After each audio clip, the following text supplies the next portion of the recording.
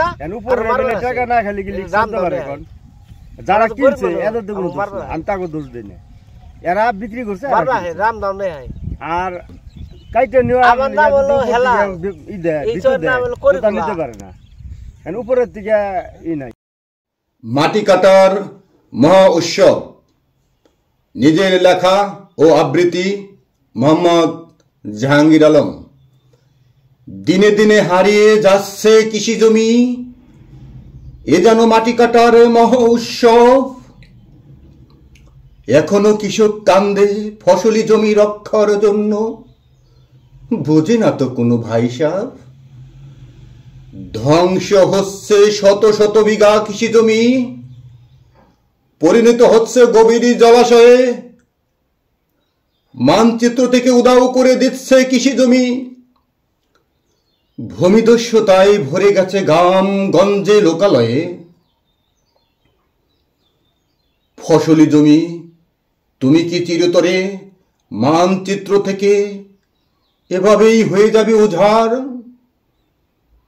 গভীর গর্ত করায় ভেঙে যাচ্ছে পাশের জমি, ভেবেছ কি কেউ একটিবার? একটি কৃষি জমি মাটি কাটার ফলে পাশের জমির কৃষক বিক্রি করতে বাধ্য, কারণ অধীর আছে টাকা পয়সা ক্ষমতা দাপট, আছে সকল কিছু সাধ্য। মাটি ব্যবসায়ীদের থাবায় বাদ যাচ্ছে না। খাস জমি, খাল বিল নদীর পার সহ কৃষি জমি দেশের মানচিত্র ধরে রাখতে হবে। কৃষক বাঁচলে হবে যে তুমি দামি। বিভিন্ন পত্র পত্রিকায় নিউজ হচ্ছে বরাবরই, তবু তুমি নেই মাটি কাটায়। মাটিগুলো বিভিন্ন জায়গায় পাচার করছে, শতভাগ যাচ্ছে মাটি ইট ভাটায়।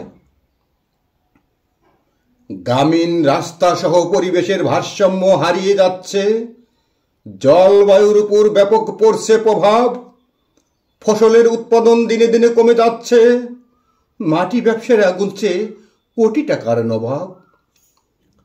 মাটি ব্যবস্থাপনা আইন 2010 অনুযায়ী প্রতিনিয়ত মোবাইল কোর্ট পরিচালনা করা হয়, তবু কৃষি জমি হুমকির মুখে পতিত আজ এ যেন তিলে তিলে হচ্ছে হয়।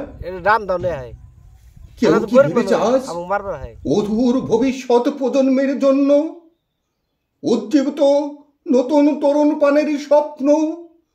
স্বপ্নরা এসে শুনবে যখন কাব্য কবিতা রচনা, হাহাকার আফসোসে নানান গল্প। এই দিন, এই মাস, এই বছর নয়তো আরো যে দিন মাস পড়ে আছে, প্রজন্মেরা এসে জলাশয়ে শস্য রোপণের আবিষ্কার করবে, টপের ভিতর ফল ধরবে যে গাছে। আর মারবার আছে, রাম দাও নেই। আমরা তো গরিব মানুষ, আমাকে মারবার হয়।